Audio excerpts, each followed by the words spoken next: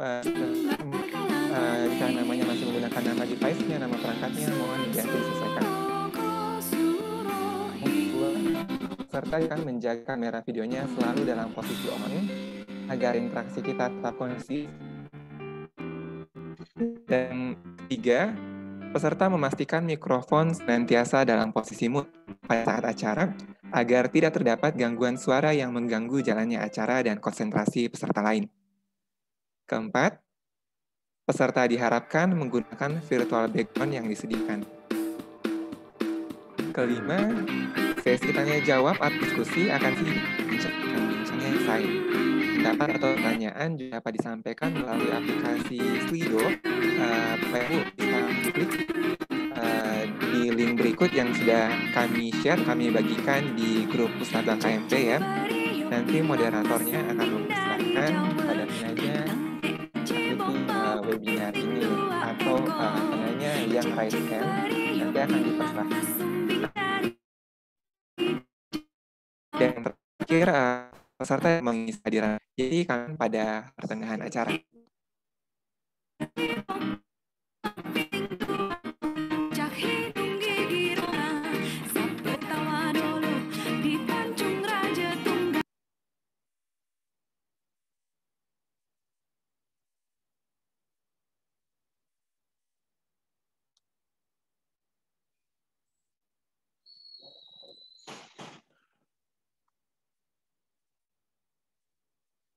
Baik, di ruangan ini terlihat sudah total 20 peserta yang sudah bergabung.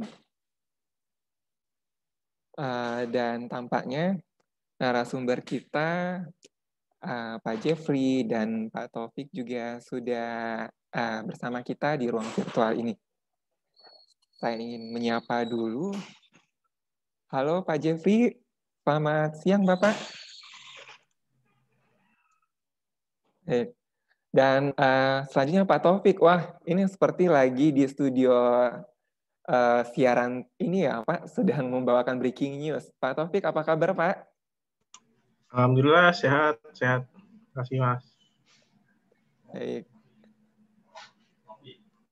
Oke, Bapak Ibu sekalian, saya akan bacakan susunan acara, rundown untuk acara kita, virtual talk show dengan tema transformasi pelayanan publik pada tatanan normal baru. Baik, nanti akan dimulai dengan opening room Zoom dari pukul 13.30 sampai pukul 14, lalu pembukaan oleh MC, dan dilanjutkan oleh kata sambutan dari Kepala Puslatbang KMP. Kemudian akan diambil alih oleh moderator.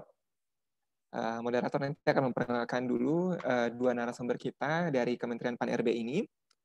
Lalu kita masuk ke acara inti, bincang-bincang santai sih mengenai pelayanan publik.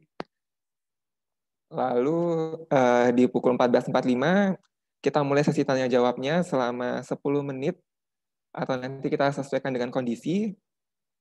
Terakhir kita foto session dulu sebelum penutup. Baik Bapak Ibu, kita semua sudah ready. Izinkan saya untuk memulai ya untuk pembukaannya. Baik, selamat datang Bapak Ibu di acara virtual talk show pelayanan publik dengan tema transformasi pelayanan publik pada tatanan normal baru. Saya Dirga Putra yang akan menjadi MC dan juga host pada hari ini. Izinkan saya untuk menyampaikan kembali tata tertib selama mengikuti acara ini. Mohon untuk mic-nya tetap mute. Dan pertanyaan sesi akan dibuka di akhir acara ya, setelah menyampaikan berbincang-bincang dengan moderator kita. Dan kalau Bapak Ibu ada yang mau menyampaikannya pertanyaannya sekarang, bisa melalui link yang sudah kita share di grup WhatsApp Puslatbang KMP atau melalui link ini Bapak Ibu. Nanti akan saya share di kolom chat.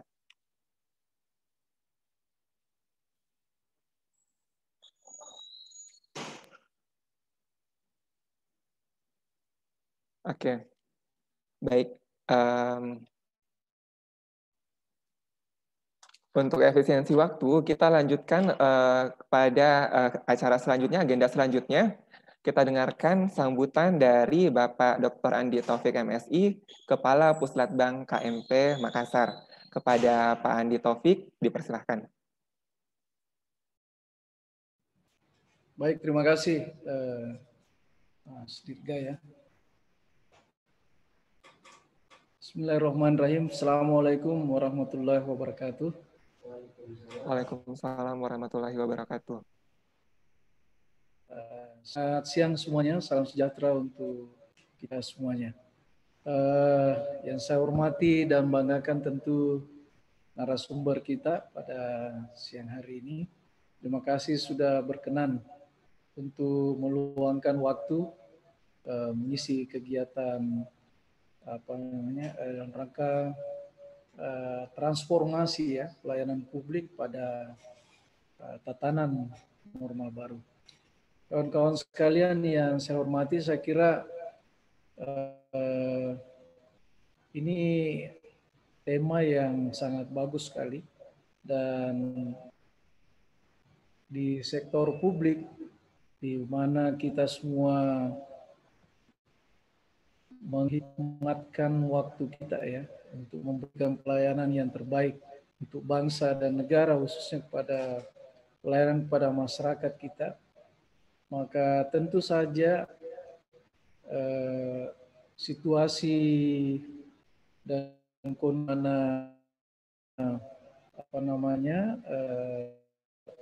COVID-19 ini sudah menjadi pandemik ya, lalu kemudian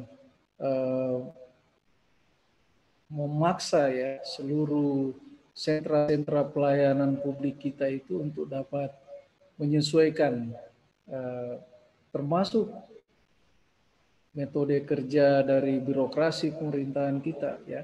Jadi kita ketahui sekarang ada flexible working arrangement ya. Jadi ada beberapa metode kerja baik dari kantor ya, work from office, work from home, ini memaksa kita untuk menyesuaikan. Jadi dari sisi metode, dari sisi waktu, dari sisi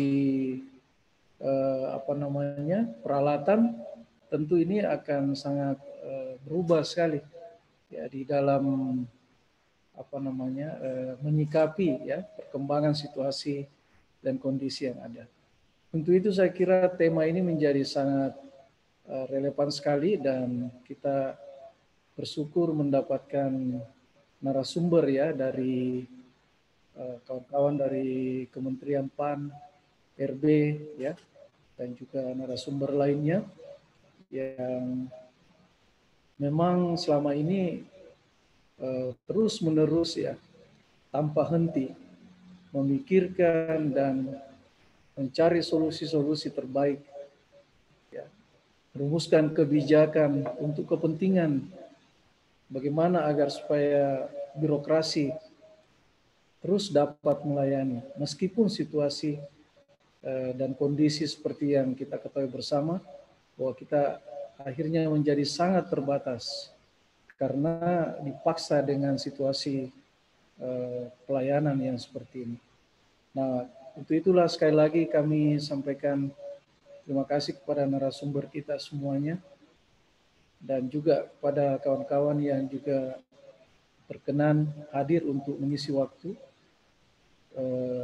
Saya yakin dan saya selalu mengingatkan kepada teman-teman saya di LAN bahwa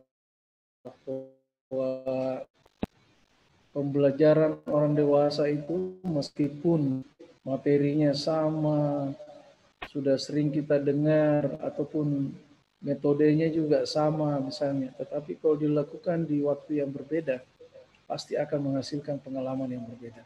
Nah, saya yakin itu banyak sekali informasi yang kita belum dapatkan. Saya yakin itu. Ya, dan karena itu narasumber-narasumber utama kita inilah yang sangat berkompeten untuk menjelaskan kepada kita semua.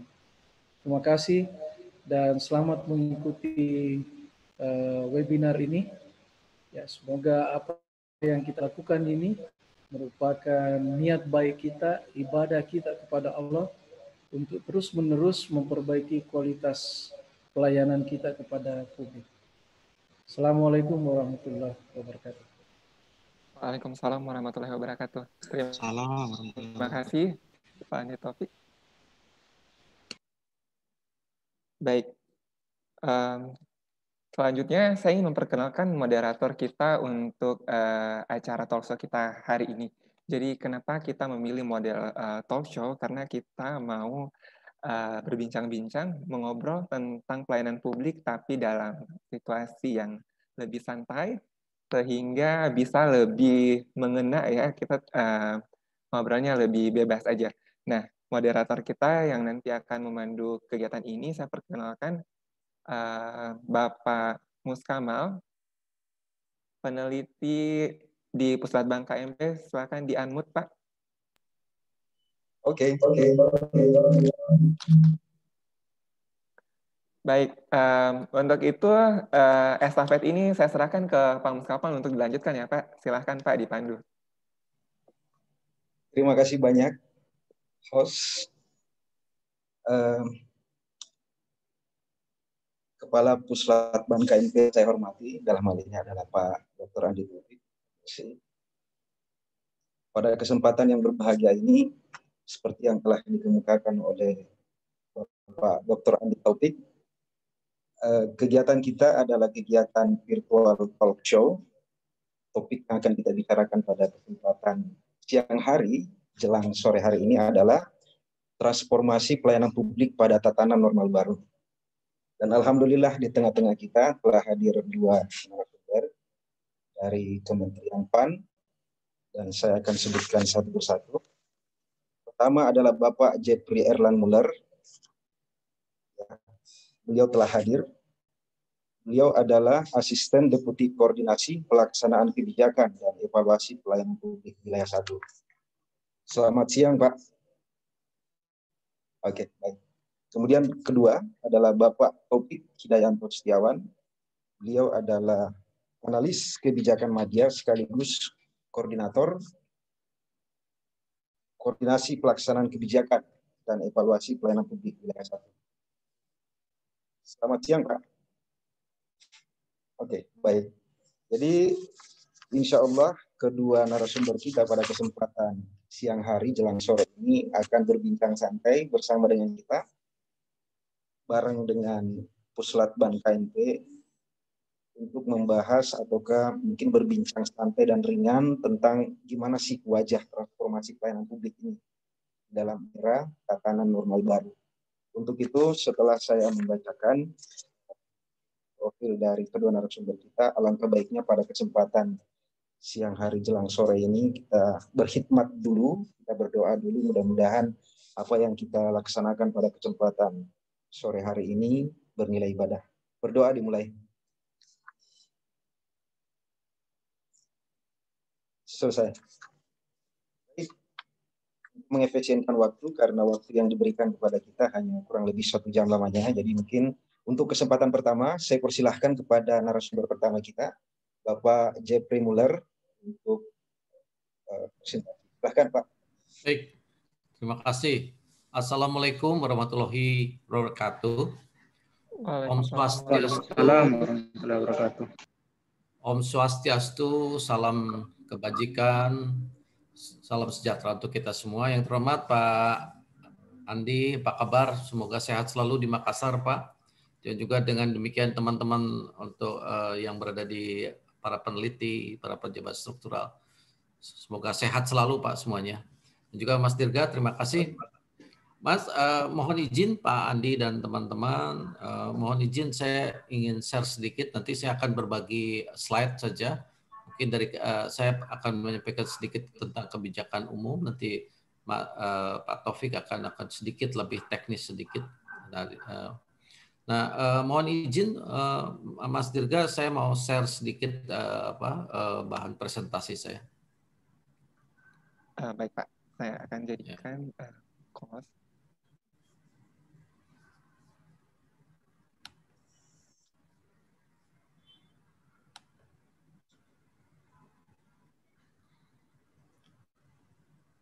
Gimana Mas? Bisa diizinkan saya masuk, saya?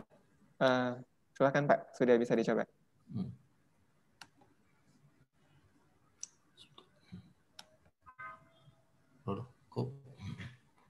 Sedikit, mohon sebentar Mas. Sebentar, saya ada teknis sedikit. Ya.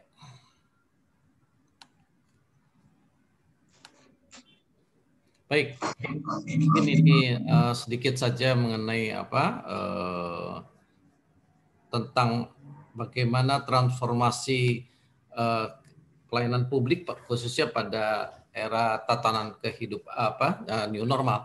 Bapak Ibu sekalian, di satu sisi kita melihat pandemi COVID-19 ini menjadi tanda kutip ya, quote and quote sebagai satu musibah bagi kita.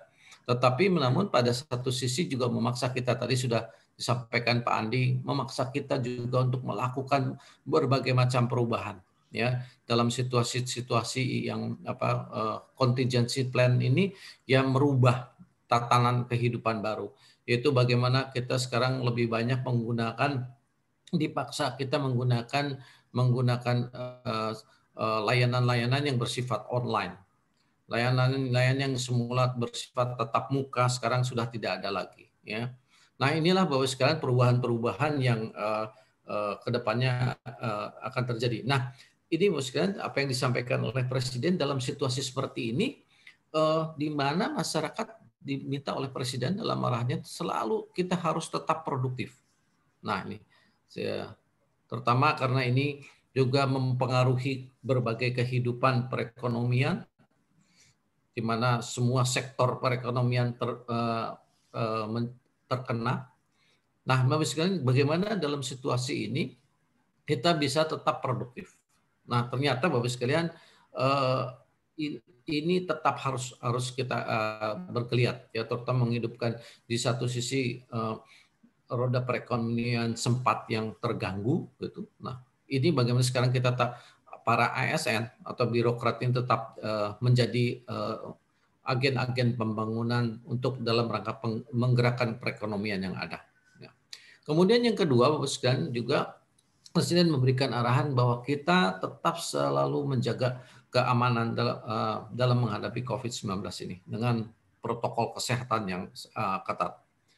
Nah, ini dari dua arahan inilah Bapak sekalian, di sini ada perubahan-perubahan ke depan, yaitu bagaimana pemerintahan itu adalah pemerintahan yang dengan digital melayani atau menggunakan electronic government, ya, electronic services. Nah, di sini Bapak sekalian, ternyata Bapak sekalian dengan perubahan-perubahan dengan sistem online ini adalah merubah sistem yang ada, yang terkait dengan sistem dan prosedur, tata laksana kita, bisnis proses kita dan sebagainya, itu juga sehingga menjadi lebih sederhana, dalam pada tataran dunia maya menjadi lebih complicated, ya. Yang dulu semua pelayanan tadinya bersifat tatap muka, berkas yang bergerak, sekarang tidak lagi. Kita tidak bisa melihat itu di dalam dunia maya. Semua bergerak secara online. Kemudian juga publikasinya Bapak sekalian, juga informasi yang diperlukan juga akhirnya kita juga menggunakan dengan sistem online. Kemudian juga, nah semua ini harus didukung dengan SDM yang tentunya profesional, siap harus memahami tentang IT. Nah Bapak sekalian, kalau kita melihat beberapa laporan, kita masih dianggap literasi terhadap penggunaan online cukup jauh tertinggal dari beberapa negara seperti di beberapa negara Afrika misalnya. Ini laporan yang sangat menyedihkan untuk kita, ya. Tapi ya apa boleh, memang itu kenyataannya. Kita bisa melihat barangkali kalau kita di Pulau Jawa sudah ada yang masuk di mungkin pada era government 4.5 gitu ya. Nah, tapi juga masih ada yang masih di government 1.0 gitu ya. Atau masih pada zaman batu. Nah, ini challenging atau bagi para birokrat, bagaimana kita menjembatani semua itu. Ya.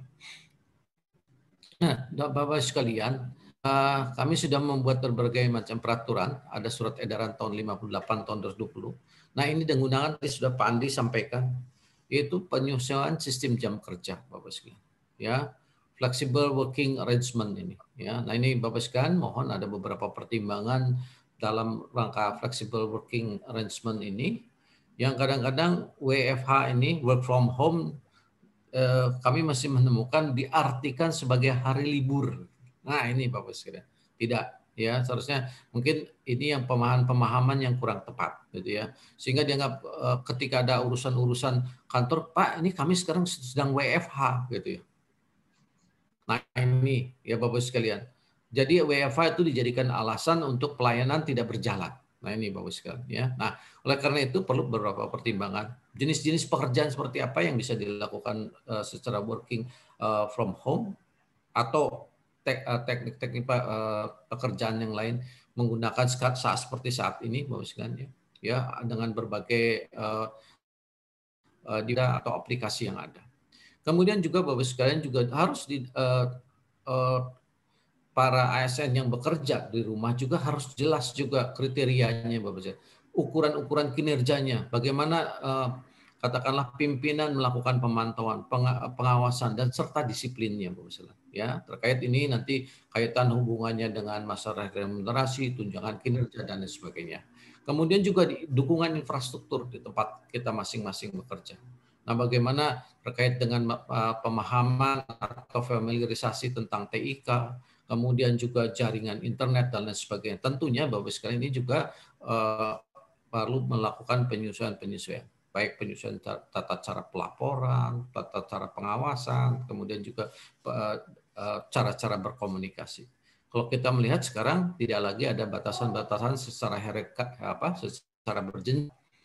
Katakanlah Pak Andi bisa bicara langsung dengan staf, atau staf bisa langsung bicara dengan Pak Andi, atau Pak Andi lebih cepat misalnya gitu ya, dengan Pak Alan. Nah, bagaimana Bapak sekalian jenjang yang tadinya seharusnya kita lewati sekarang sudah dengan sistem daring atau dengan secara online seolah-olah tidak ada lagi batasan-batasan tersebut. Pekerjaan-pekerjaan yang tadinya kita menggunakan formal office hour Nah, sekarang tidak ada lagi. Bahkan pekerjaan itu bisa menjadi 24 jam bagi kita. Ya. Nah, Bapak sekalian, nah ini Bapak sekalian, beberapa hal yang menjadi sangat penting adalah itu terkait dengan infrastruktur TIK-nya dan kompetensi SDM menjadi sangat penting. Ya, ini dua hal yang menjadi keharusan di dalam untuk para ASN ini. Yang kedua, Bapak sekalian, sistem-sistem yang ada sekarang ini ya harus kita sederhanakan lagi, Bapak sekalian, bisnis-bisnis proses yang ada. Ya, terutama dan juga dalam penyusunan standar-standar pelayanan publik. Dulu bagaimana kita mengikuti proses misalnya dari meja ke meja, sekarang sudah tidak ada lagi jenjang-jenjang tersebut. Ya, semua dilakukan secara online. Nah, ini pun harus dibuka secara mudah, Bapak Ibu dapat dipahami semua pihak. Nah, ini yang paling penting, ya, sehingga tidak ada kesan bahwa melalui online itu menyulitkan, bahwa melalui online itu adalah sesuatu barang yang sangat tidak difahami, tidak. Ya, semua ini harus disampaikan secara jelas. Tentunya Bapak sekalian akibatnya adalah hal-hal yang prosedur-prosedur yang seperti regular ini sekarang harus berubah karena sudah menggunakan sistem online. Nah, kemudian juga pelayanan secara daring itu atau DILAN atau digital melayani ini menjadi suatu keharusan Bapak sekalian. Ya. Kemudian juga Bapak sekalian, nah prinsip-prinsip publik yang berkualitas Bapak sekalian ini adalah pertama kita bahwa kepastian pelayanan dengan sistem daring ini tetap berjalan seperti biasa. Bahwa diyakini bahwa pelayanan-pelayanan itu tetap berjalan sesuai dengan standar yang ada. Nah tadi Bapak sekalian kalau saya masih menemukan misalnya dengan katakan work from home dijadikan alasan bahwa pelayanan tidak memberikan kepastian.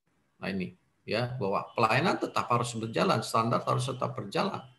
Justru dengan sistem daring itu jadi mempercepat pelayanan yang ada. Kemudian juga responsivitas dari para ASN ini Bapak sekalian.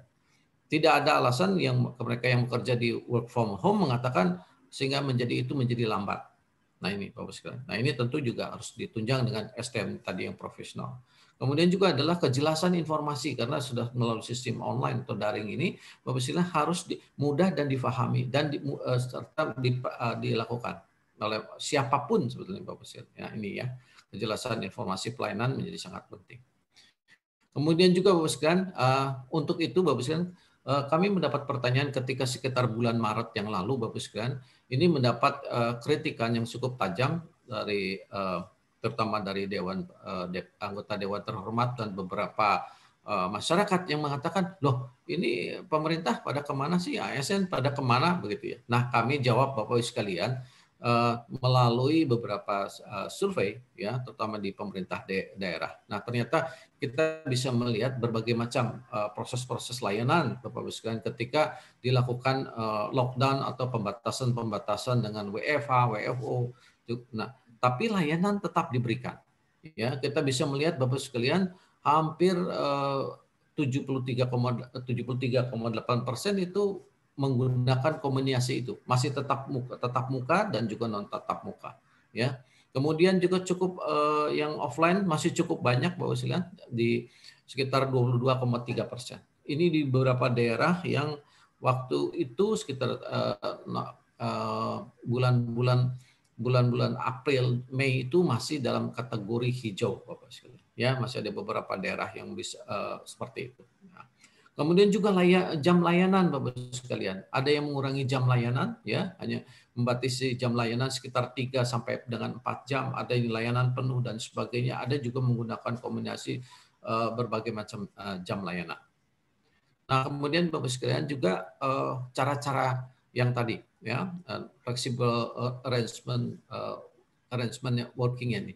Itu ada dengan penerapan work from office ya WFO-nya ya bisa untuk seluruh, ada untuk sebagian, ada yang bergantian. Juga di beberapa tempat khususnya Bapak sekalian layanan-layanan di rumah sakit ini Bapak sekalian justru atau di kepolisian tidak pernah melaksanakan WFH dan WFO. Ya, ini ya beberapa layanan yang ternyata seperti itu di sini. Contohnya di rumah sakit Bapak sekalian, bagaimana para tenaga medis dan sukarelawan kesehatan mereka bekerja penuh 24 jam. Ya, nah ini Bapak sekalian. Yang kita bisa temukan ada beberapa kendala, Bapak sekalian. Justru jaringan-jaringan internet ini menjadi permasalahan, ya. Kedua juga masyarakat belum memahami tentang penggunaan sistem online atau internet ini.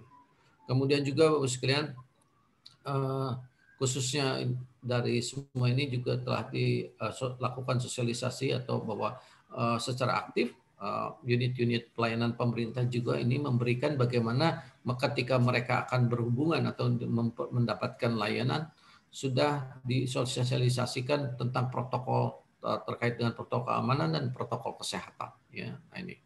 Kemudian juga justru inovasi-inovasi di beberapa daerah dengan COVID ini, Bapak sekalian, justru cukup banyak di daerah, Bapak sekalian, ya, variasi yang sangat menarik. Di antaranya, Bapak sekalian, ketika antaran yang menggunakan online, mereka bisa menggunakan berbagai macam katakanlah Gojek, ada berbagai macam antaran seperti atau dari PT Pos, juga ada yang menggunakan komunitas penandang cacat misalnya Bapak sekalian. Nah, ini hal-hal yang menarik Bapak sekalian. Kemudian juga ada perubahan juga dalam sistem SOP penyampaian berkas, penyampaian pelayanan dan sebagainya, sehingga menjadi lebih cepat dan lebih murah. Nah, Bapak sekalian, strateginya adalah Bapak sekalian, ini kita harus melakukan penyederhanaan bisnis proses kita, SOP, mekanisme, prosedur dan sebagainya. Ya.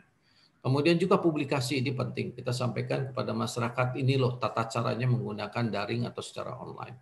Kemudian juga dibuka konsultasi Bapak sekalian secara online ya menggunakan berbagai media seperti Skype dan lain sebagainya sehingga mereka juga masih bisa bertatap muka seperti saat ini walaupun secara daring.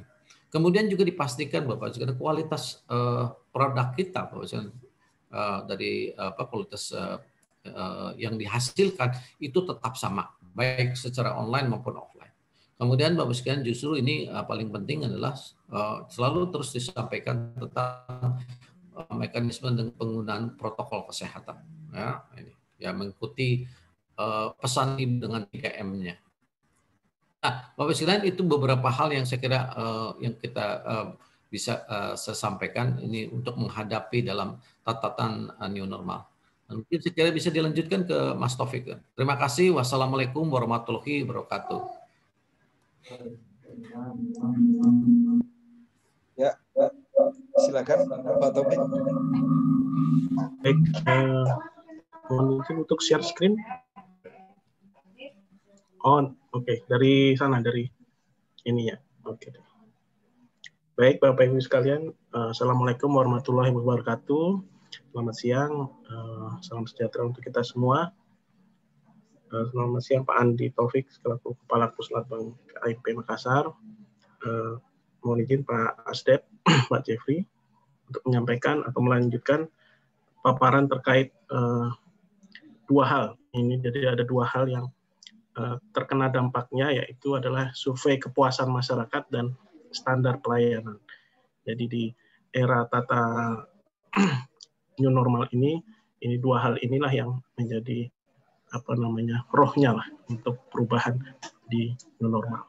Tadi sudah disampaikan bahwa ini berdasarkan informasi WHO bahwa kurva COVID ini walaupun sedikit turun gitu ya, tapi akan terus tetap ada sampai nanti ketemu vaksin, sehingga kita perlu beradaptasi, perlu berdamai kalau Pak Presiden sampaikan tadi, berdamai dengan COVID. Yang penting tadi Pak Asdep juga sudah sampaikan, yang penting tetap produktif, aman, dan nyaman.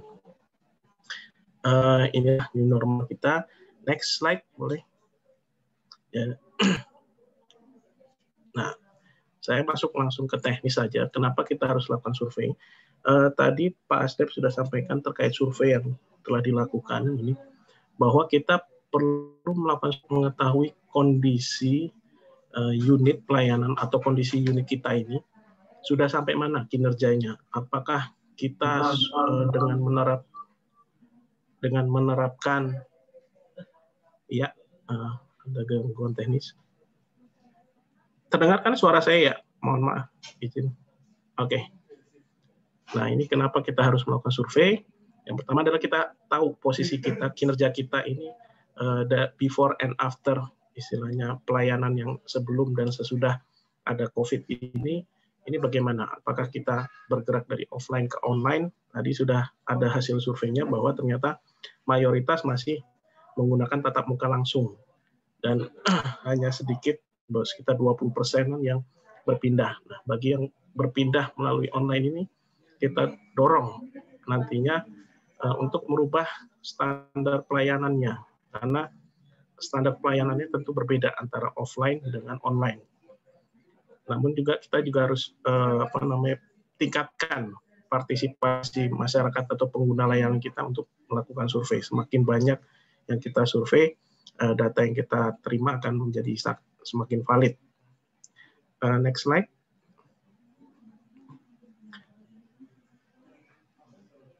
Nah, untuk survei kepuasan masyarakat ini telah diatur melalui Permen Pan RB nomor 14 tahun 2017. Di sana ada 9 unsur yang kita nilai atau yang kita survei, yaitu mulai dari persyaratan, sistem dan prosedur, waktu penyelesaian, biaya atau tarif produk layanan, penanganan pengaduan, saran dan masukan, terus kemudian sampai ke sarana prasarana. Nah, inilah yang kita survei dalam mengetahui kinerja unit kita dalam pelaksanaan tata kehidupan normal baru ini. Apakah unsur-unsur ini dinilai sudah sudah tepat, sudah efektif atau belum? Nah, ini kita cari atau kita saring partisipasi masyarakat ini, kondisi kita sampai mana sih? Gitu ya. Nah, next slide, ini kita bisa lihat. Ini survei kepuasan masyarakat di salah satu DPM PTSP. Jadi ternyata di DPM PTSP ini surveinya ada 3 yang terendah. Yang pertama, mereka mengeluhkan terkait persyaratan. Masyarakat ini, pengguna layanan ini tidak tahu untuk layanan online ini syaratnya apa aja sih, gitu ya.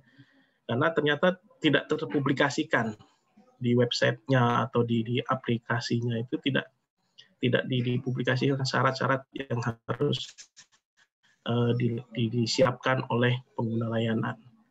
Nah, akhirnya PTSP ini memiliki rencana tindak lanjutnya adalah akan mempublikasikan secara luas persyaratan ini secara online di website atau di media sosial lainnya. Nah, terus kemudian yang terendah kedua adalah sistem mekanisme prosedur. Di sana alurnya ini tidak jelas kalau menggunakan online. Harusnya ini kan alurnya itu semakin ringkas, semakin simple, sederhana kalau menggunakan online ini. Jadi agak aneh kalau misalnya kok nggak jelas gitu kan. Makanya kita perlu susun, tadi Pak Asdep sudah sampaikan, kita perlu menyusun SOP yang terbaru untuk penyederhanaan alur proses perizinan secara online. Nah, yang ketiga ini adalah terkait waktu. Waktu ini ternyata dinilai terlalu lama gitu ya. Tadi Pak Asdep sampaikan sudah tidak ada lagi meja ke meja gitu ya. Harusnya lebih cepat waktunya, dan ada komplain juga bahwa petugas chat online ini kurang responsif. Nah, ini tindak lanjutnya adalah memperbaiki proses upload dokumen pada sistem aplikasinya secara online. Ternyata permasalahannya di sana. Jadi yang kapasitas servernya ini tidak memadai sehingga upload dokumennya ini lama loadingnya. Mereka akan perbaiki itu. Terus yang kedua adalah mendisiplinkan petugas chat online untuk fokus selama kegiatan pelayanan, sistem auto reply di luar jam layanan.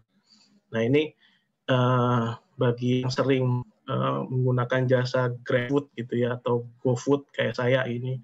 Kalau GoFood itu ketika saya klik pesan mie goreng, itu langsung dijawab sama sistem auto reply gitu ya. Pesanan Anda sudah kami terima, akan kami sampaikan kepada driver yang dituju gitu ya.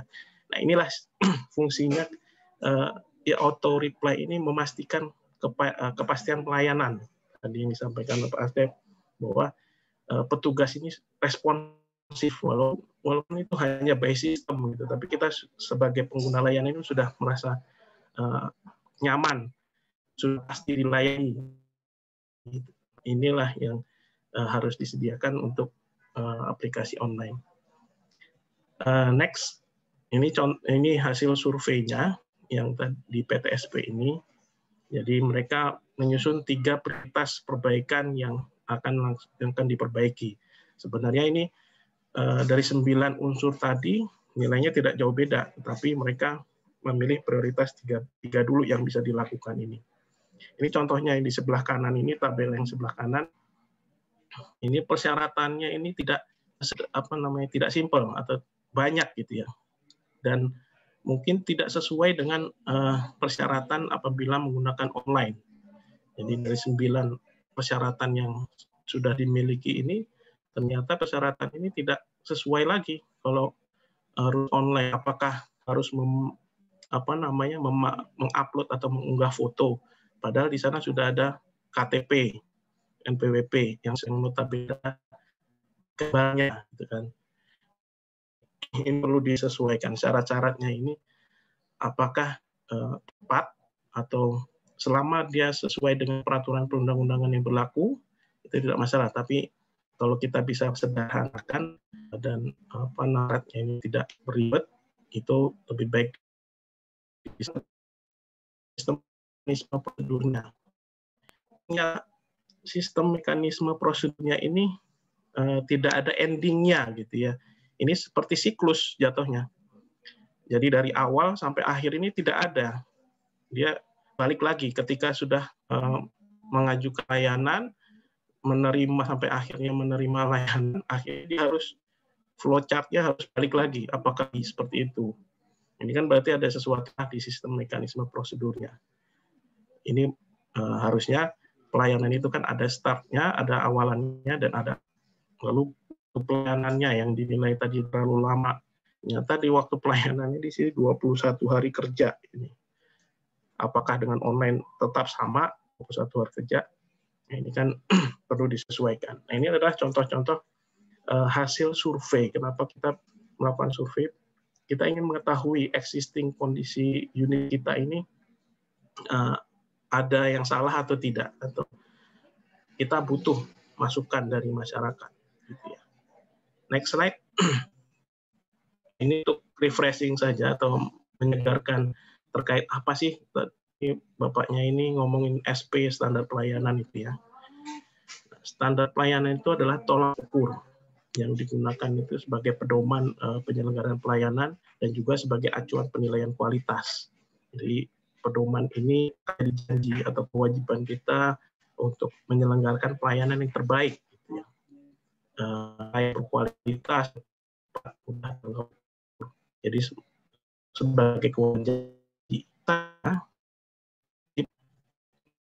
standar pelayanan ini ada di Undang-Undang 5 2009 bahwa ada instansi penyelenggara negara, ada korporasi, UMN atau suara berdasarkan misi negara karena undang-undang.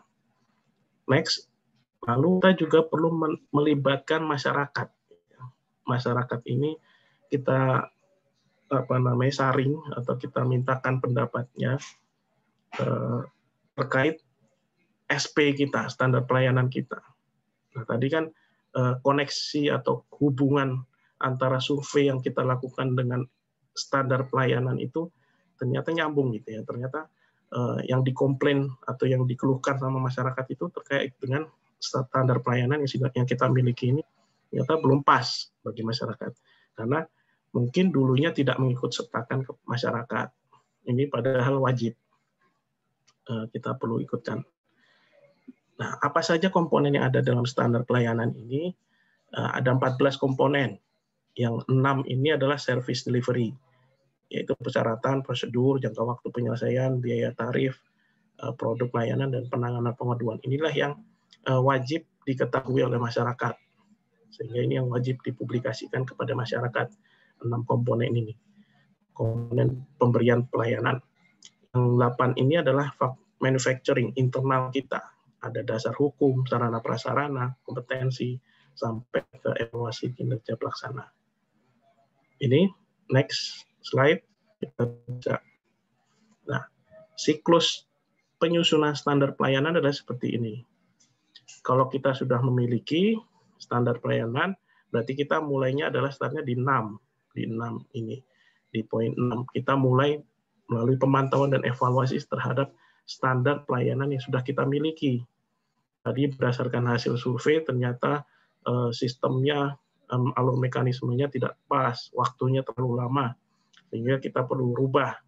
Nah, ini kita rubah, kita susun ulang draft SP kita, lalu kita bahas rancangan kita dengan masyarakat, kita publikasikan dengan masyarakat 6 komponen tadi yang service delivery, lalu setelah itu kita tetapkan. Setelah ditetapkan, kita terapkan, lalu kita buatkan maklumat pelayanan atau janji bahwa kita siap melaksanakan pelayanan sesuai dengan standar yang sudah kita miliki dan siap menerima sanksi apabila tidak sesuai. Kembali lagi, nanti kita evaluasi kembali secara periodik, apakah masih tepat atau sudah tidak relevan, kita perbaiki lagi. Inilah siklus dari standar pelayanan kita. Yang terakhir ini adalah yang tadi saya sampaikan bahwa pemantauan dan evaluasi ini selain hasil survei, kita juga bisa memanfaatkan pengaduan masyarakat. Nah, itu juga kita bisa memanfaatkan hasil dari forum konsultasi publik yang kita lakukan lewat musrenbang atau forum-forum yang mengumpulkan audiens dari stakeholders kita, siapa sih pengguna layanan kita ini, kita kumpulkan. Tidak harus dari masyarakat, tapi pengguna layanan yang menggunakan layanan kita bisa mintakan pendapat. Jadi itu saja Bapak Ibu sekalian yang bisa kami sampaikan terkait ini. Mungkin nanti kita bisa diskusi lebih lanjut. Untuk sementara ini kami kembalikan ke Pak Moderator.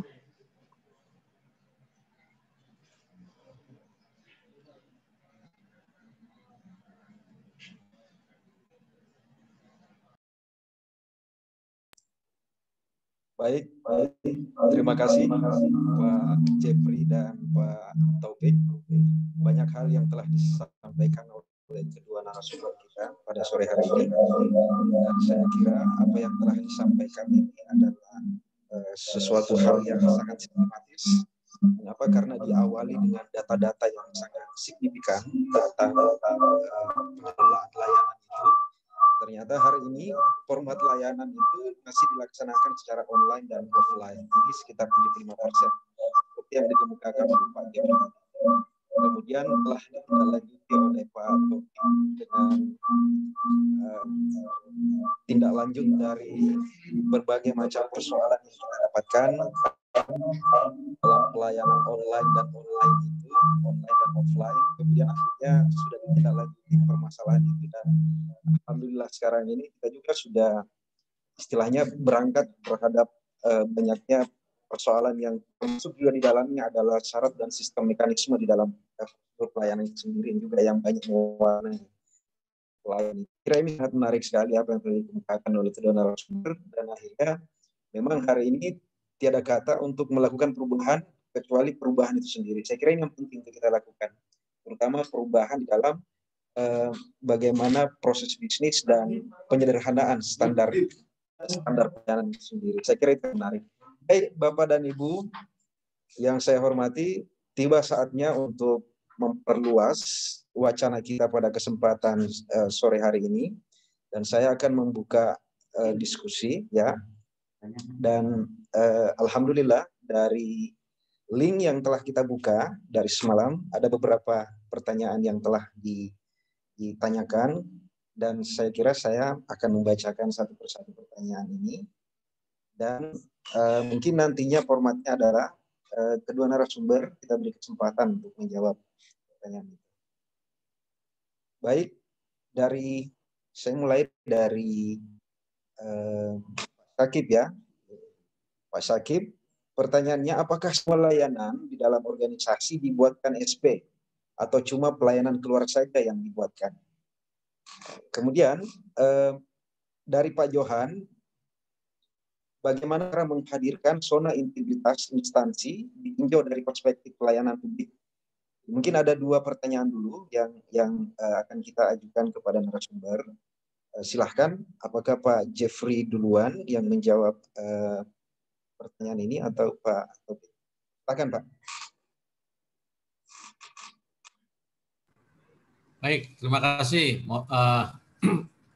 moderator. Ini pertanyaan-pertanyaan yang sangat menarik. Pertanyaan adalah, apakah semua layanan perlu dibuat SP? Apakah hanya yang bersifat keluar? Bapak Ibu sekalian, pada dasarnya semua layanan itu harus dibuatkan standar pelayanannya, ya, sehingga kita tahu bagaimana mekanisme, standar, dan prosedur yang kita berikan. Bisa saja Bapak Ibu sekalian layanan-layanan itu tidak bersifat langsung kepada masyarakat, tapi juga ada pelayanan-pelayanan yang tidak langsung, yaitu pelayanan-pelayanan bersifat internal. Bapak dan Ibu sekalian, mungkin ya teman-teman di sekretariat melayani teman-teman ya di dalam dan sebagainya. Ini Bapak sekalian penting kita menyusun standar pelayanan itu supaya layanan tadi sudah dijelaskan oleh Pak Taufik itu menjadi tolak ukur atau jadikan pedoman untuk siapapun pelaksananya. Nah, Bapak sekalian, standar pelayanan publik bukan hanya digunakan oleh penyelenggara, tapi juga disampaikan juga untuk pengguna. Jadi ada pertemuan dari kedua belah pihak. Nah, Bapak Ibu sekalian, ini penting. Salah satunya adalah bertemunya tentang standar itu sendiri. Ya, jadi dari penyelenggara maupun juga dari pengguna. Nah ini yang penting tadi disampaikan Pak Taufik. Bagaimana kita melibatkan masyarakat kalau itu memang layanan-layanan yang bersifat langsung. Kadang Bapak Ibu sekalian banyak saya menemukan contoh, Pak, kami sudah memberikan layanan ini dan itu, tapi kok masyarakat banyak yang mengeluh. Nah, ketika kita sampaikan ternyata layanan-layanan atau standar-standar yang disusun ternyata hanya disusun berdasarkan atau persepsi dari penyelenggara saja. Nah ini, Bapak sekalian, ternyata kita harus ajak bicara, ya, karena yang akan menggunakan ada di pihak luar. Kalau kita berdialog, Bapak sekalian, jadi need-nya akan bertemu, resolusinya. Ya, apa yang menjadi maksud daripada penyelenggara, kemudian juga apa yang diinginkan oleh pengguna itu bertemu. Nah ini Bapak sekalian. Jadi Bapak sekalian, kembali ke sebelumnya, semua layanan baik langsung maupun tidak langsung sebaiknya disusun standar pelayanannya. Ya. Kemudian bagaimana kita menghadirkan zona integritas di tempat layanan kita. Bapak sekalian, kalau kita bicara tentang integritas, dimulai sebetulnya adalah Bapak sekalian, basisnya sebetulnya kita adalah mulai dari standar itu sendiri. Nah, karena standar itu akan menjadi tolak ukur atau menjadi pedoman di dalam kita melakukan kegiatan-kegiatan penyelenggaraan administrasi kita. Nah, Bapak sekalian, ini cukup luas sebetulnya. Ini akan terkait dengan undang-undang tentang hukum administrasi. Bapak sekalian, ukuran-ukurannya adalah kita akan melihat setiap produk kebijakan, ya, berupa misalnya surat keputusan dan lain sebagainya akan diukur apakah si pejabat yang menerbitkan atau yang mengeluarkan keputusan itu melakukan maladministrasi atau tidak. Nah, tentunya Bapak sekalian, basisnya kita harus melihat apakah standarnya sudah ada tidak yang harus disusun.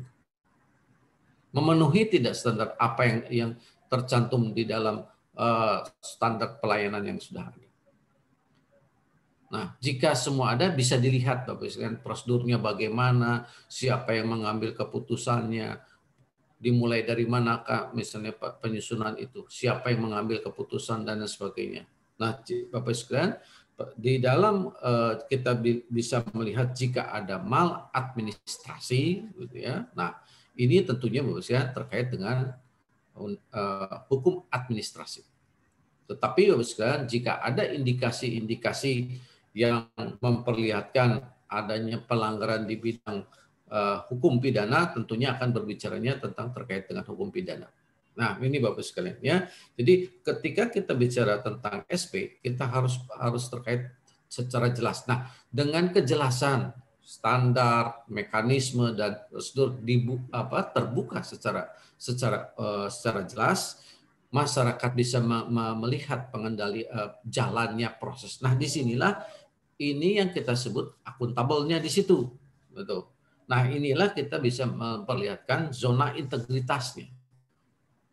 Bahwa benar, misalnya contoh salah satunya Bapak sekalian, apakah misalnya layanan-layanan yang diberikan oleh teman-teman di Puslat KMP di Makassar, apakah semua ada layanan yang diberikan, apakah ada biayanya atau tidak? Ataukah berdasarkan undang-undang tidak ada biayanya?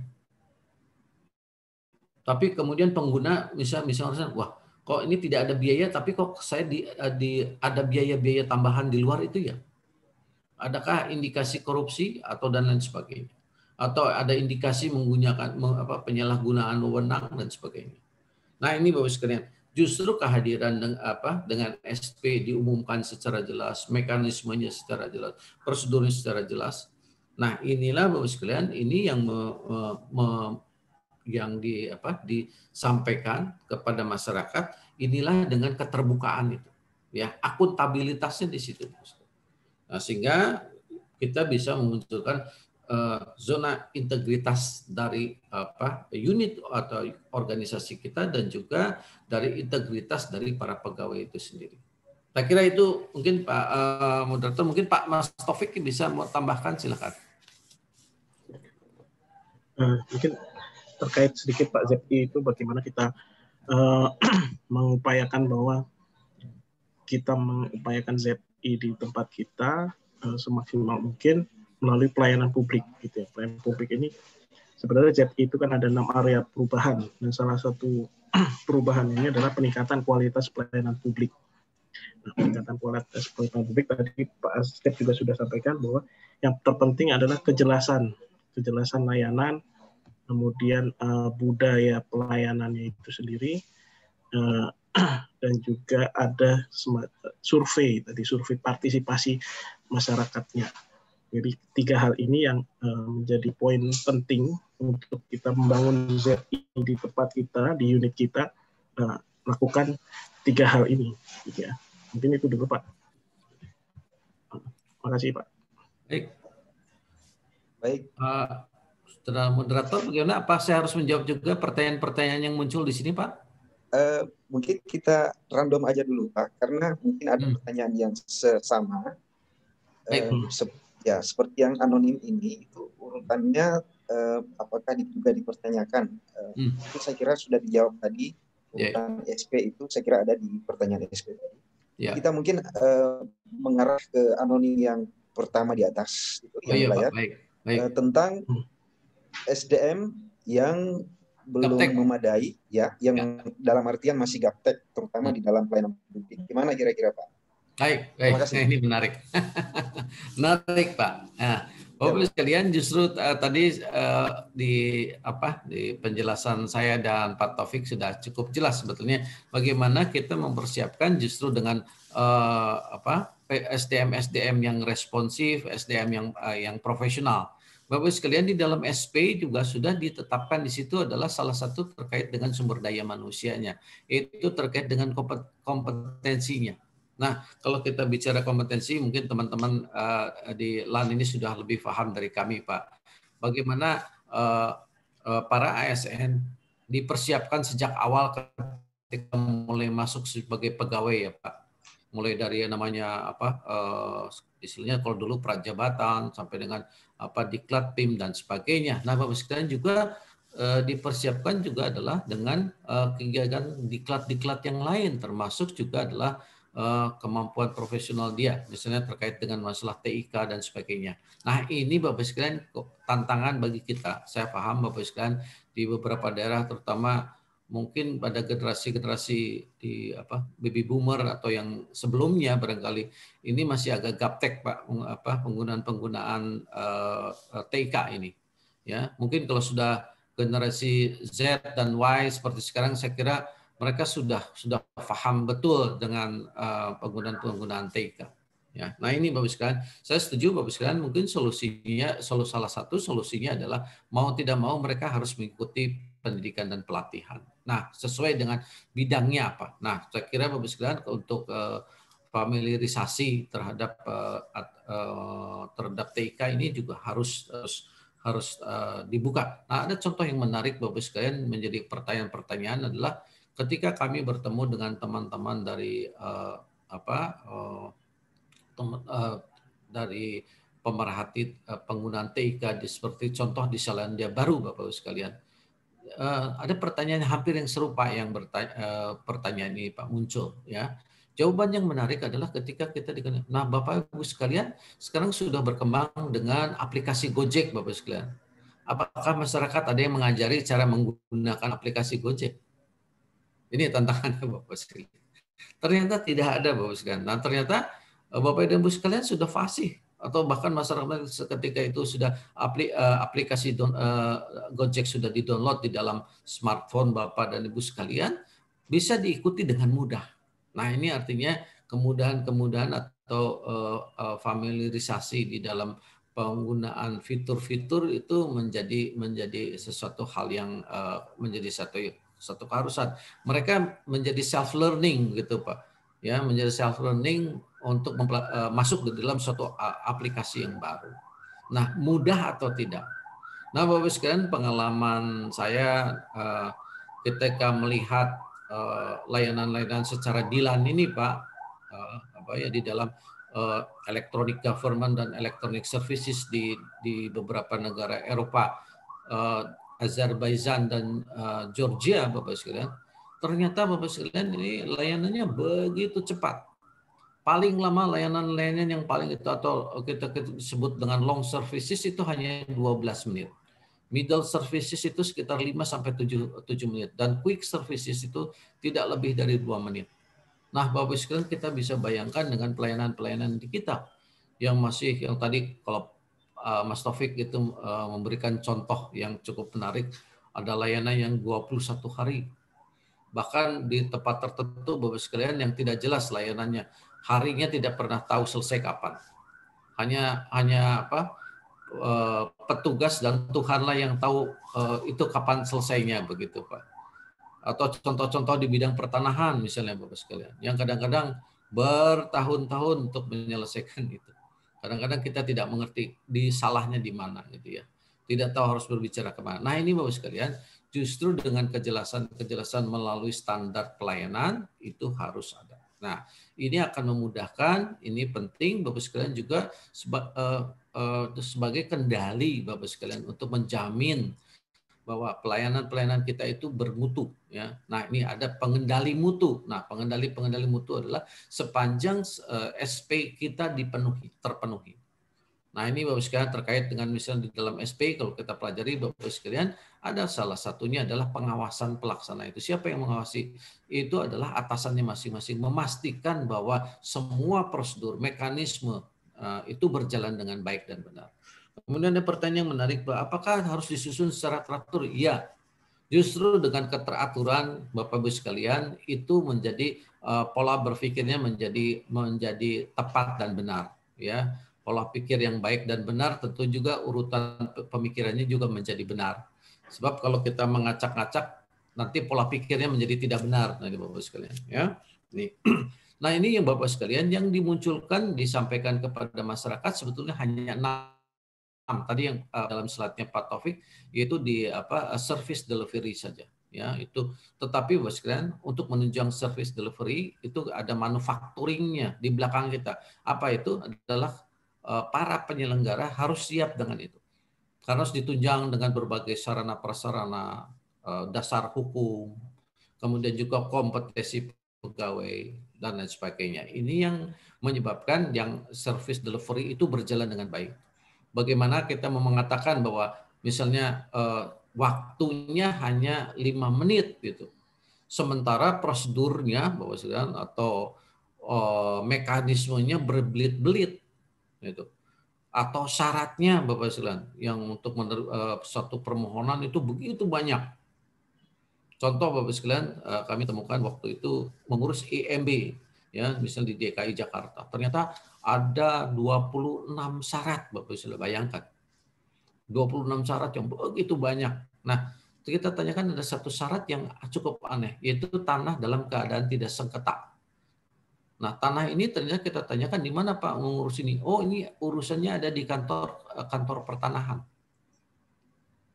Nah, ketika ditanya ke kantor pertanahan, Pak, kami tidak mengurusi hal ini. Artinya apa, Bapak sekalian?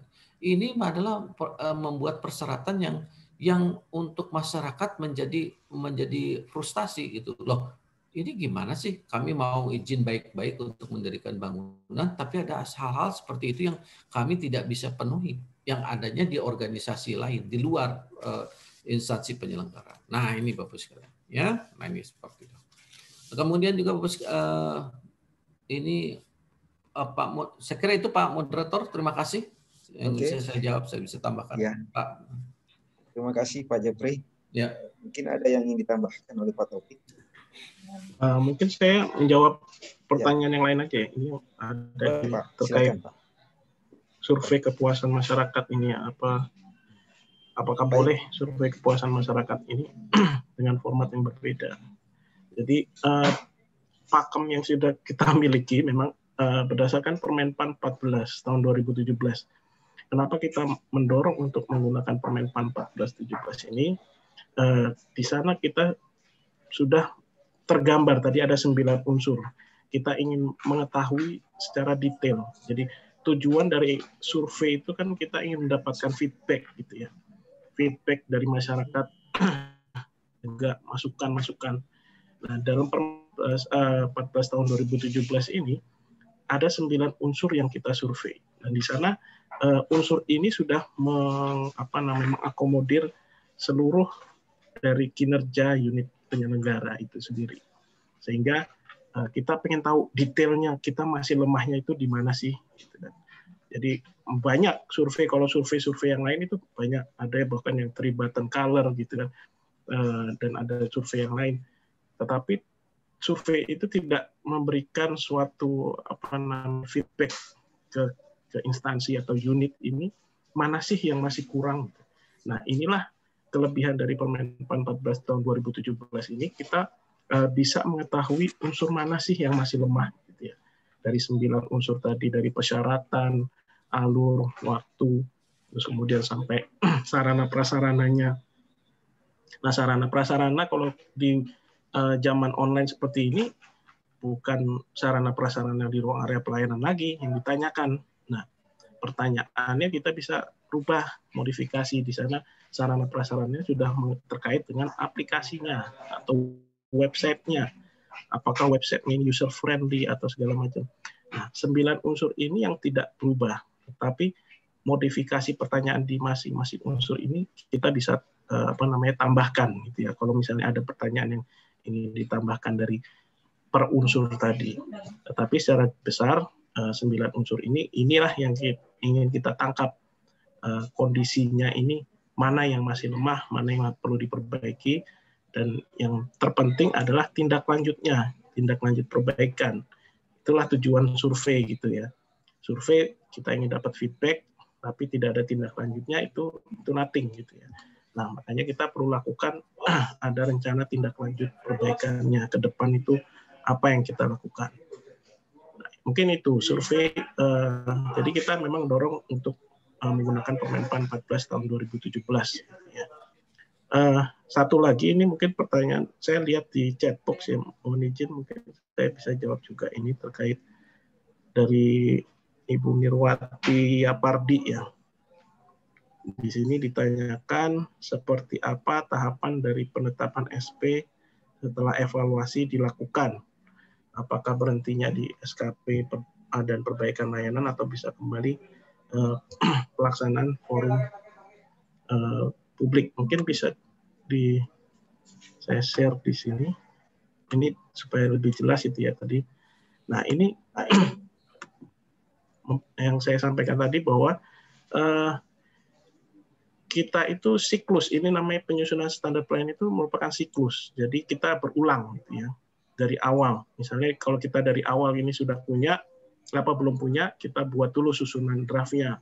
Sampai terakhir kita lakukan pemantauan dan evaluasi. Jadi SP yang sudah kita miliki ini kita review. Kita review apakah masih tepat, masih relevan, masih efektif, masih sesuai dengan kondisi COVID atau sudah banyak yang berubah. Nah, ini kita pantau dan kita evaluasi melalui dokumen review. Nah, dokumen review ini menjadi draft penyusunan standar pelayanan kita. Jadi kembali lagi ke poin 1 gitu ya. Jadi setelah kita pantau, kita evaluasi, siklusnya kembali lagi kita perbaiki, kita bahas ulang dengan masyarakat, stakeholders kita undang sampai kita terapkan maklumat pelayanan dan sebagainya. Nanti kita evaluasi lagi itu. Jadi ini merupakan siklus yang berulang.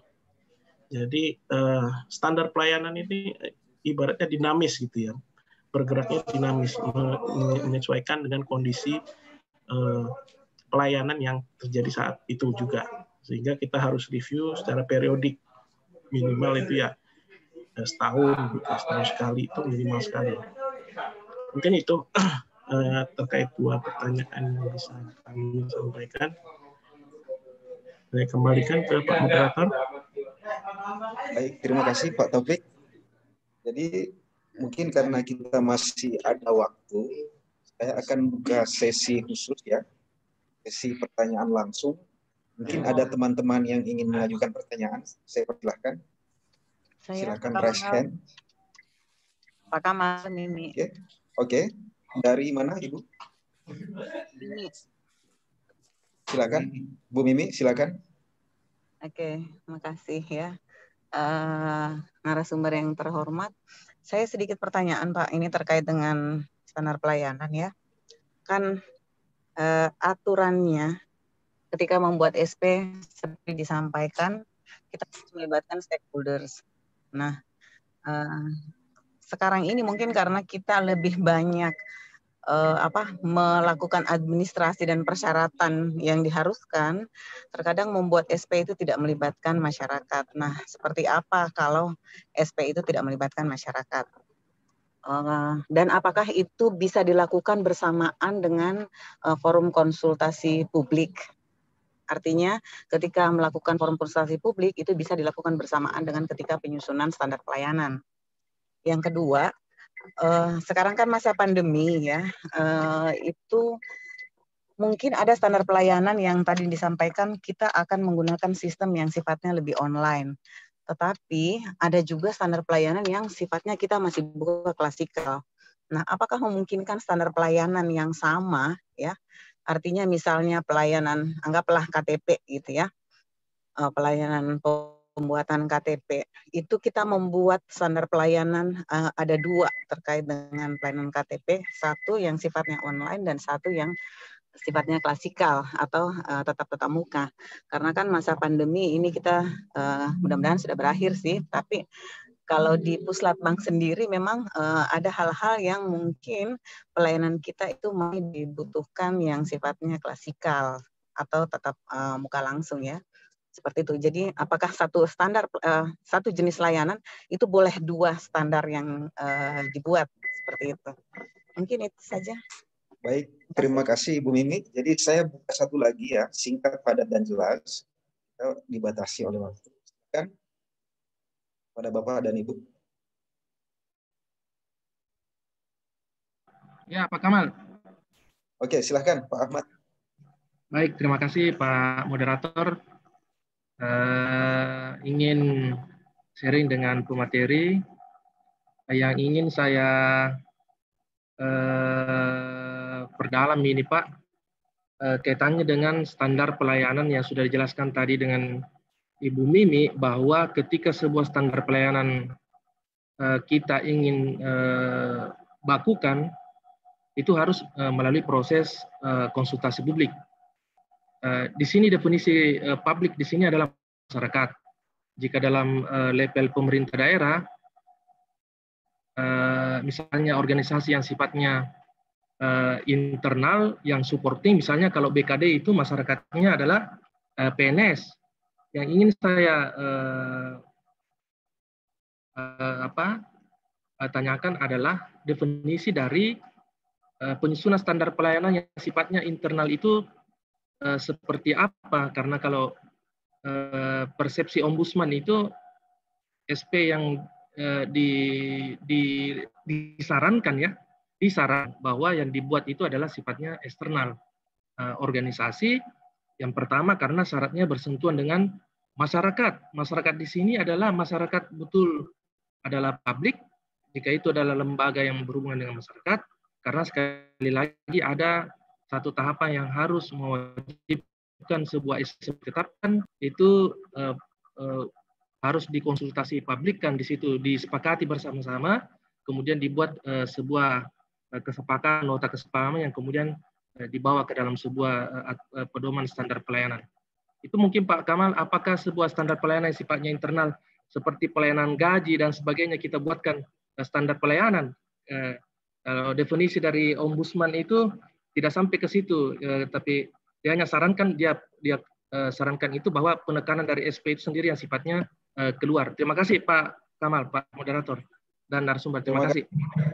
Ya, terima kasih Bu Mimi dan Pak Ahmad. Jadi intinya dari Bu Mimi adalah terkait jenis layanan online dan offline, kemudian bagaimana sih mekanisme customer expectation yang notabene katanya harus lebih banyak dari customer atau pengaruh dari pelanggan.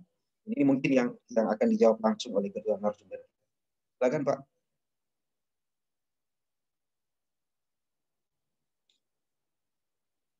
Mas Taufik, saya duluan? Ya, boleh Pak, silakan. Atau ini Pak, sebentar, mungkin yang ini dulu Pak. Boleh saya duluan Pak? Oke, nggak apa-apa, silakan. Atau yang terkait ini mungkin apa namanya, yang terkait jenis layanan. Nah, ini SP ini sebenarnya adalah per jenis layanan. Mungkin saya jawab yang terkait tadi KTP online gitu ya, dan tatap muka langsung dengan dengan online.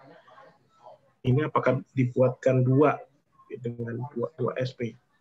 Jadi sebenarnya SP itu adalah per jenis layanan. Jadi kalau jenis layanannya satu, misalnya pembuatan KTP, baik dia offline maupun online, ya kita buatkan SP-nya itu satu, istilahnya satu jenis layanan ini satu SP. Gitu ya. Nah, nanti di dalamnya kita membedakan ada yang melalui tatap muka langsung, ada yang melalui online. Jadi contoh misalnya di syaratnya kita bedakan mungkin syarat itu relatif sama, tetapi kalau yang di alur mekanismenya ini yang mungkin berbeda. Apabila tatap muka langsung, ini kan pengguna layannya datang ke ruang area pelayanan, terus kemudian harus mengambil antrian, lalu menyerahkan berkas di sana. Untuk yang online melalui website itu kita bedakan. Melalui online di situ di alurnya kita ada semacam space khusus untuk online. Alurnya pertama dia harus registrasi terlebih dahulu, mendaftar, mendapatkan username, terus kemudian mengunggah data. Nah, ini yang berbeda di sana. Tetapi kalau masalah jenis layanannya cukup satu gitu kan, karena jenis layanannya KTP, penerbitan KTP. Jadi itu mungkin SP-nya ya satu saja, istilahnya satu SP dengan beberapa jenis layanan yang ada di ruang di unit organisasi, bisa di satu SP. Terus tadi FKP dilakukan bersamaan dengan penyusunan SP. Sebenarnya bisa dilakukan. Intinya adalah kita membahas menjaring masukan dari masyarakat. Jadi penyusunan SP ini kita kumpulkan stakeholders kita, siapa sih pengguna layanan kita, gitu ya. Nah, ini juga menjawab mungkin terkait eksternal tadi, bahwa SP ini didefinisikan untuk eksternal unit layanan kita. Contoh kami di Menpan.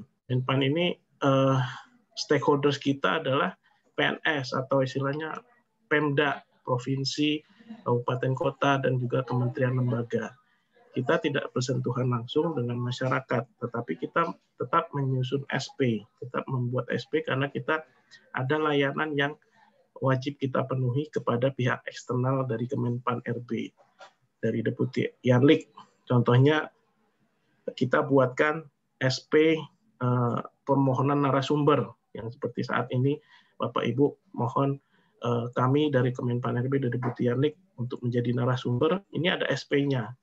SP-nya ada syaratnya, ada apa namanya, ada ini alurnya, ada waktunya dan sebagainya. Jadi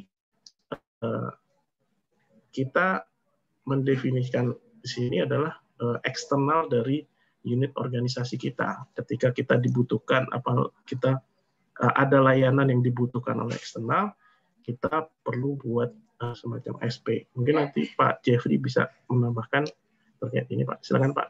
Baik, terima kasih Mas Taufik. Baik, Bapak sekalian, pertanyaan-pertanyaan ini cukup menarik. Tadi sudah Pak Taufik sudah jelaskan, sebetulnya yang paling utama Bapak sekalian ketika menyusun SP itu adalah kunci atau rohnya adalah sebetulnya di standar mekanisme dan prosedur. Nah, inilah yang jika kita menggunakan layanan-layanan yang bersifat tatap muka. Namun ketika kita pindahkan di dalam layanan-layanan secara online, ada tadi yang sudah cukup jelas disampaikan Pak Taufik, bagaimana prosedur-prosedur itu berubah. Kemudian juga siklusnya.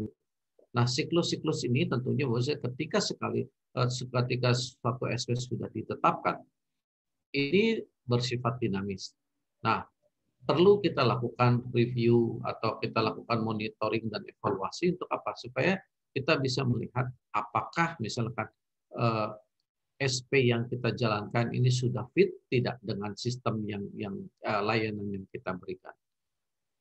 Nah, ini menjadi pertanyaan-pertanyaan apakah juga yang pelaksana sudah memahami secara benar tentang SP yang telah ditetapkan. Atau kita juga menemukan bahwa di dalam perjalanan SP kita ternyata bisa kita buat lebih singkat dan sebagainya. Nah, Bapak sekalian, inilah yang kita disebut namanya continuous improvement-nya, Bapak sekalian. Nah, ini Bapak sekalian, continuous improvement salah satunya adalah kita bisa menemukan inovasi-inovasi. Gitu. Jadi berangkatnya harusnya dari standar pelayanan. Nah, standar pelayanan seperti itu tetap kita harus buat. Tadi ada pertanyaan dari apakah yang seperti standar gaji untuk pelayanan kepegawaian. Nah, Bapak sekalian, walaupun kita pelayanan yang bersifat untuk internal kita, Bapak sekalian, tetap harus dibuatkan mengenai SP itu bagaimana. Nah, sehingga menjadi pegangan atau pedoman Bapak sekalian di dalam Bapak dan Ibu sekalian melaksanakan tugas dan fungsi. Nah, jadi jelas Bapak sekalian nanti jika terjadi ada sesuatu maladministrasi seperti saya jelaskan, nah Bapak sekalian sudah mengikuti tadi tidak SP. Gitu. Oh, secara prosedural benar semua. Memang betul Bapak sekalian yang disampaikan Ombudsman Republik Indonesia, memang mereka hanya melihat layanan-layanan yang bersifat eksternal atau layanan dari suatu unit organisasi yang bersifat langsung bersentuhan dengan masyarakat. Itu yang mereka melihat. Tidak melihat layanan-layanan yang ada layanan yang bersifat internal. Mereka tidak punya kapasitas untuk tidak masuk di dalam layanan yang layanan-layanan internal. Bapak Ibu sekalian, Ombudsman juga menggunakan dasar hukum yang sama, yaitu dengan menggunakan Undang-Undang 25 tahun 2009. Mereka menjadi salah satu juga adalah lembaga pengawas pelayanan masyarakat, selain masyarakat itu sendiri. Kemudian juga apakah bisa menggunakan FKP untuk melakukan pembicaraan dengan masyarakat? Ya, betul Bu, bisa kita gunakan dengan forum FKP. Namun Bapak sekalian untuk efisiensi dan efektivitasnya kita harus pilih juga Bapak sekalian. Ketika akan kita membicarakan suatu SP di bidang tertentu, misalnya di bidang kesehatan, kita ajak masyarakat ini siapa nih? Nah, ini masyarakatnya harus yang tepat Bapak sekalian. Misalnya ada masyarakat dari kalangan pemerhati kesehatan atau ahli-ahli kesehatan, kemudian pakar di bidang kesehatan, sehingga kita mendapatkan feedback dari masyarakat itu menjadi lebih tepat. Nah ini Bapak sekalian. Jadi kita tidak mengundang artinya masyarakat secara umum untuk masuk membahas di bidang tertentu. Contoh misalnya pembahasan tadi tentang SP di bidang kesehatan. Nah kita harus memilih stakeholder kita ini siapa Bapak sekalian. Ya pengguna kita. Ya misalnya. Nah jika kita tepat memilih mengambil stakeholder dari masyarakat siap yang yang mempunyai relasi kuat dengan SP kita, ini akan semakin memperkuat bertemunya antara penyelenggara dengan pengguna SP. Nah ini silakan bisa saja Bu digunakan di dalam forum konsultasi publik. Kemudian juga untuk beberapa survei, contoh survei yang kita gunakan basisnya adalah kita tetap dari standar. Kenapa Bu Sidan kita melihat itu ada 9 komponen. Nah, 9 komponen ini sebetulnya Bu Sidan adalah survei-survei yang kita pergunakan dalam bentuk yang survei kita sebut in-depth survei, bukan quick survey. Ya, yang tadi Pak Taufik jelaskan tadi ada 3 button color atau menggunakan menggunakan skala 1 sampai dengan 10. Tapi ini lebih bersifat survei yang bersifat lebih ada pendalaman. Nah, Bapak sekalian, melalui survei-survei itu kita anjurkan paling tidak setahun sekali atau syukur-syukur kita anjurkan setiap per 3 bulan sehingga kita bisa mengetahui Bapak sekalian bagaimana layanan publik kita, ya. Apa yang disampaikan dengan 9 poin tadi, kita ingin tahu tren kita kemana. Nah, Bapak sekalian, saya kira di teman-teman di Puslatbang KMP di Makassar ini juga bisa memanfaatkan juga adalah katakanlah dari stakeholder para peserta didik yang dilatih atau mengutip diklat misalnya di Puslatbang KMP di Makassar. Bagaimana dengan layanan Bapak dan Ibu sekalian, fasilitas dan sebagainya. Dan tentunya Bapak sekalian, para survei ini sebaiknya bersifat independen dan tidak partisan, sehingga kita bisa mendapatkan lebih info lebih dalam lagi melalui kenapa dia memilih sangat puas atau tidak puas dengan layanan Bapak dan Ibu sekalian berikan. Nah, tentu kalau hanya yang bersifat quick survey itu kita tidak mendapatkan hal tersebut karena kita tidak mendalami dengan pendalaman wawancara terhadap dari responden. Nah, ini Bapak sekalian pentingnya di dalam Permenpan 14 tahun 2017. Saya kira itu moderator mungkin yang bisa saya tambahkan. Terima kasih.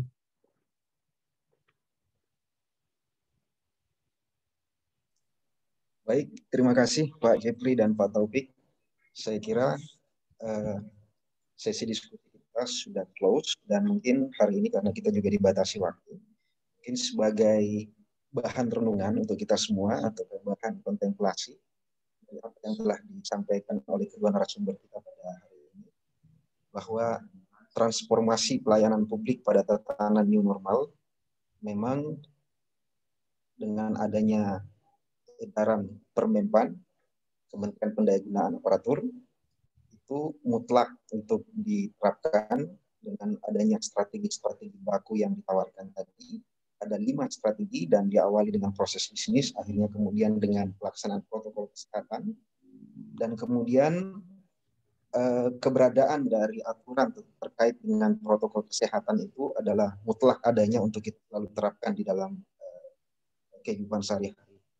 Kemudian hal yang lain yang menarik adalah adanya aturan terkait dengan pelayanan publik ini yang mudah-mudahan menjadi PR kita bersama. Mudah-mudahan nantinya ini bisa direvisi, sesuaikan dengan kondisi yang ada, dan ini bukan menjadi halangan bagi kita. Mungkin beberapa tahun ke depan akan ada revisi.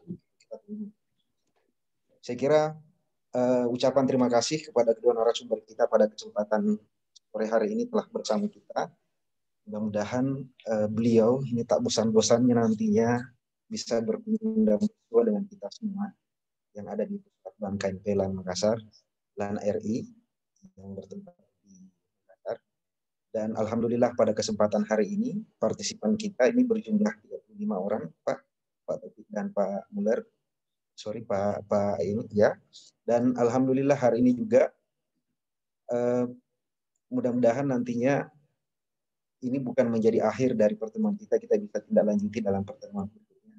Dan insya Allah mungkin ini ucapan terima kasih yang kedua saya juga ingin ucapkan kepada Pokja, pelayanan publik. Dalam hal ini Pak Johan, Pak Dirga dan kawan-kawan yang lain, Pak Ahmad, dan popja-popja yang lain juga yang mensinergikan kegiatan ini. Akhirnya alhamdulillah pada kesempatan ini, puji Tuhan kita bisa laksanakan kegiatan ini dan bisa berlanjut. Jadi mewakili Kepala Puslat Banteng Pelan Makassar, saya ucapkan terima kasih pada Bapak. Dan akhirnya hari ini mungkin kita bisa akhiri sesi webinar kita pada kesempatan sore hari ini dengan ucapan syukur alhamdulillah, dan saya akhiri dengan ucapan wassalamualaikum warahmatullahi wabarakatuh. Waalaikumsalam warahmatullahi wabarakatuh. Bapak Ibu, sebelum kita betul-betul akhiri virtual talk show kita hari ini, kita akan berfoto bersama dulu secara virtual. Mohon kepada Bapak Ibu, Sobat Yanlik semua untuk mengaktifkan videonya. Baik, siap-siap di posisinya depan kameranya. Pasang senyum termanisnya. Di hitungan ketiga, ini akan ada 2 kali sesi shoot ya Bapak Ibu, jadi mohon ditahan. Baik, di hitungan ketiga, 1, 2, 3. Baik, ditunggu. Tahan senyumnya, manis sekali Bapak Ibu. Baik. Oke. 1, 2, ini untuk layar selanjutnya. 1, 2, 3. Baik, terima kasih. Terima kasih untuk partisipasi dan ketertiban Bapak Ibu semua mengikuti acara kita hari ini. Semoga apa yang telah disampaikan oleh 2 narasumber kita bisa bermanfaat dalam pelayanan publik yang kita berikan kepada stakeholders dari Puslat Bank KMP. Sekali lagi terima kasih kami ucapkan kepada Pak Jeffrey Harlan Muller selaku Asdep Koordinasi Pelaksanaan Kebijakan dan Evaluasi Pelayanan Publik Wilayah 1 Kementerian Pan-RB, dan juga ini kepada Pak Taufik, Koordinator Bidang Koordinasi dan Pemantauan Analisis Evaluasi dan Pelaporan Pelaksanaan Kebijakan di Bidang Pelayanan Publik Wilayah 1 ya Pak. Terima kasih untuk kehadirannya dan kesediaannya. Untuk Bapak Ibu peserta dari Pusat Bank KMP, jangan lupa mengisi daftar hadir, dan juga nanti akan bahan tayangnya akan kami berikan melalui link evaluasi kegiatan. Jadi kita selalu mengevaluasi, seperti kata tadi ya, narasumber kita selalu ada tahapan monitoring dan evaluasi untuk perbaikan ke depannya. Sekali lagi terima kasih untuk kehadiran Bapak Ibu semua. Wassalamualaikum warahmatullahi wabarakatuh. Waalaikumsalam. Salam warahmatullahi wabarakatuh. Izin meninggalkan tempat Pak Dirga, Pak Moderator. Terima kasih Pak Jeffrey. Terima kasih semuanya. Pak Taufik. Ya. Terima kasih banyak Mas Jeffrey. Sama-sama Pak. Udah kangen nih, udah lama.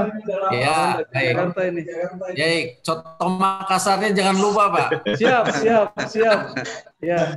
Terima kasih banyak Mas Taufik, Mas Jeffrey. Semuanya. Sampai ketemu lagi. Sehat-sehat selalu ya Mas ya. Baik. Sehat Mas. Salam sehat. Ya, salam sehat semuanya. Baik, izin tinggalkan nanti ya. Kalau ke Jakarta saya main-main lah ke kantor lagi. Siap Andi, Oke, baik. Terima kasih banyak Mas. Bantuannya. Ya, sama-sama Pak. Mari selamat sore. Ya. Terima kasih.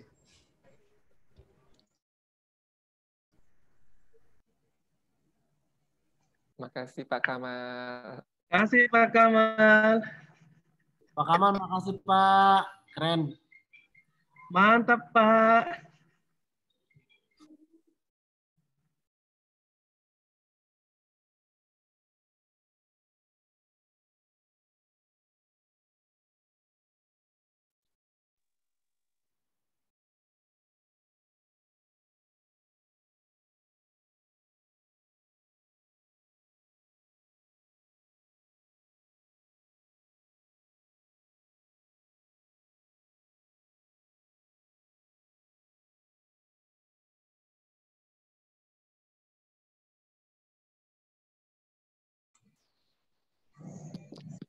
Halo.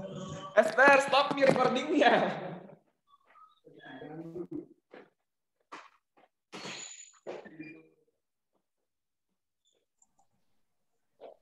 Amel, out mo ko, Mel. Serius mo, Mel?